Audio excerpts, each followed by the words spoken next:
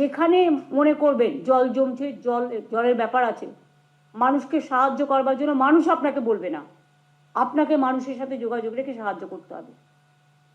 এবং এগুলো দেখার জন্য আমি সিএসকে বলবো প্রতি জেলায় 3 জন করে প্রিন্সিপাল সেক্রেটারিকে, যেখানে প্রিন্সিপাল সেক্রেটারির প্রবলেম আছে সেখানে সেক্রেটারিকে দিয়ে দিন।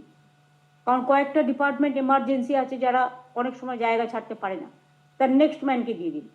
দিয়ে একটা করে টিম এই জেলাগুলোতে যেন এখন 7 দিন বসে থাকে, যতক্ষণ বর্ষা আর রিলিফের কাজ সেটেল না হচ্ছে পুরোপুরি।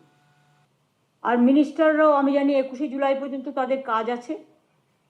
যে যে জেলায় প্রতিবার যারা যান এবং দেখে রাখেন তাদেরকেও বলবো, লোকাল যারা জনপ্রতিনিধি আছেন তাদের নিয়ে